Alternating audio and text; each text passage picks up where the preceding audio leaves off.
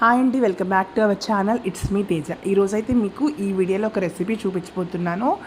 సాయంత్రం పూట వర్షం వస్తున్నప్పుడు చక్కగా వేడివేడిగా వడలు చేసుకుంటే చాలా బాగుంటుంది కదా, మసాలా వడలు.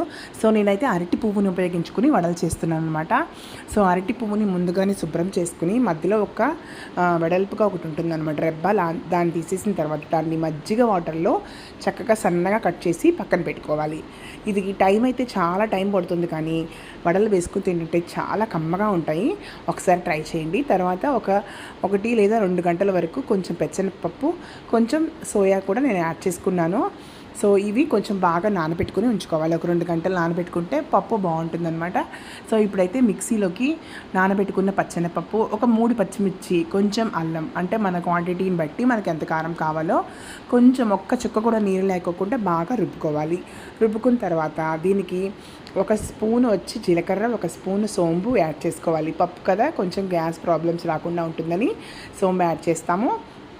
తర్వాత సన్నగా తరిగిన ఒక పెద్ద ఉల్లిపాయని వేసేసుకున్నాను. దాంతోపాటే కొంచెం కొత్తిమీర, మనకి సరిపడినంత టేస్ట్కి కావాల్సినంత సాల్ట్ యాడ్ చేసుకున్నాను.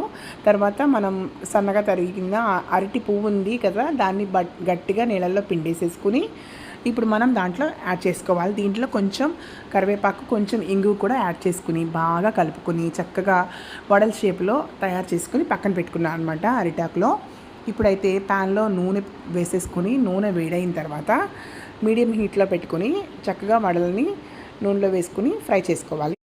ఈ వడలు కొంచెం మందం ఉంటాయి కాబట్టి మనం వేడి స్టవ్ని అయితే ఖచ్చితంగా మీడియం హీట్లోనే పెట్టుకోవాలి.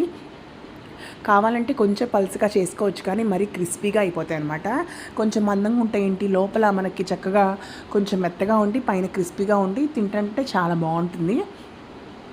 సో ఇప్పుడు 2 పక్కల మనం చక్కగా ఎర్రగా వేయించేసుకున్న తర్వాత వేడిగా చక్కగా సర్వ్ చేసేసుకోవచ్చు. సాయంత్రం కానీ పిల్లలు ఈవినింగ్ స్కూల్ నుంచి వచ్చే టైంకి అలాంటివి, లేదా సండే ఈవినింగ్స్లో ఫ్యామిలీతో అందరూ ఉన్నప్పుడు చక్కగా ఇలాంటి వడలు వేసి పెట్టండి. చాలా చాలా మంచిది హెల్త్కి కూడా. అరటి పువ్వులో చాలా హెల్త్ బెనిఫిట్స్ ఉన్నాయి కదా.